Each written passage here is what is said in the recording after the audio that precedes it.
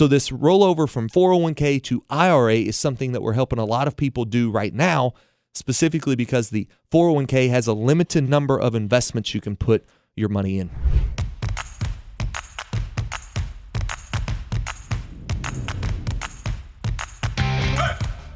Every Saturday morning after the 9 o'clock news, we host have a program called Retirement Matters for Big Dog listeners. And the host of the program is Dale Smothers.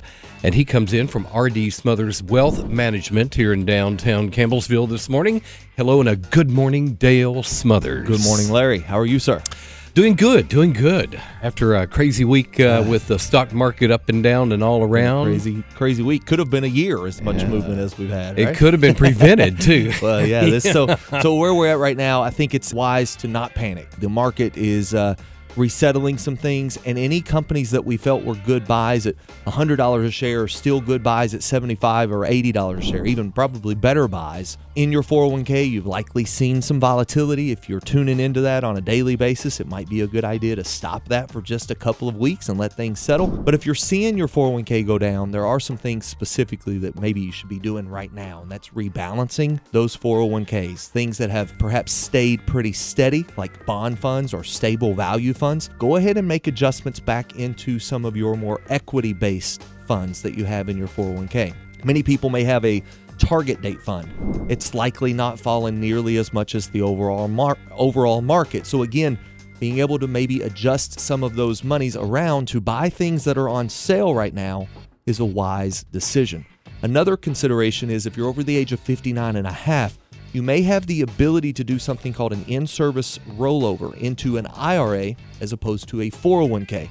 This could perhaps give you a little bit more control on what you purchase. So there are things in IRAs that we can purchase that are a little bit more conservative, still giving us upside participation in market good years, but decorrelating or essentially not losing, let's say it that way, as much money in market down years. So this rollover from 401k to IRA is something that we're helping a lot of people do right now, specifically because the 401k has a limited number of investments you can put your money in. But you got to be careful because you're going to take a loss. You've got to be careful. Well, so this transition from perhaps the 401k to the IRA could perhaps give you still some upside participation. I wouldn't make that's a very valid point.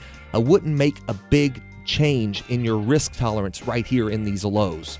If you do that 401k to IRA rollover, stay aggressive until we get back to those highs and then rebalance into a more conservative position.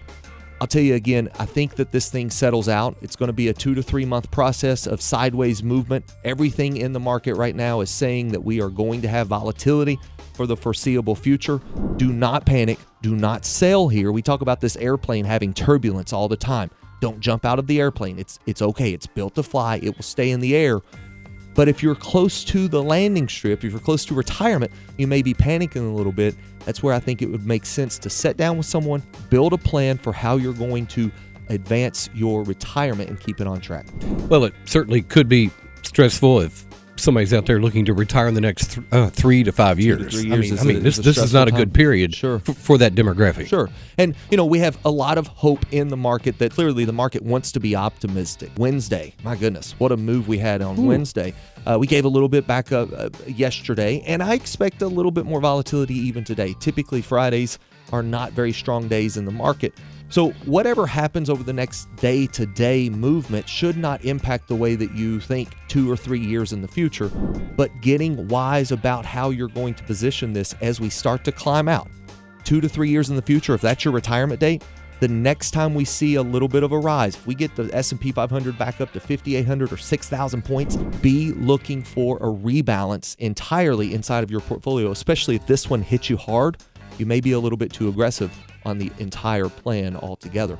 Again, I would sit down with a retirement specialist, someone who can help you craft that plan. Our team is here to help if that's something you'd be interested in. Of course, 270-600-PLAN. We also have a really good show in store this Saturday. We're going to go through a little bit of what's going on in the Trump administration's mindset and what their goals are. It's kind of like watching a movie. If you're in the movie, the volume doesn't bother you nearly as much. But if your kiddos are watching it in the living room and something big explodes, you tell them to turn it down. There's a lot of noise going on right now in the market. If we know what the objective is of the administration, maybe we can tolerate a little bit of this volatility as long as the thing works, and we'll just pray that it does. With that being said, I'm going to give a little bit of understanding perhaps on Saturday's show. Tune in if you're interested in knowing what's going on in the market and clearly how to navigate through the next steps as we proceed into the future. There he is, folks. Dale Smothers, Retirement Matters, tomorrow morning after the 9 o'clock news. Yes, Dale, sir. good to see you Good today. to see you, Larry. Good Always. to see you. Thank you for giving us a little comfort this morning. Yes, sir.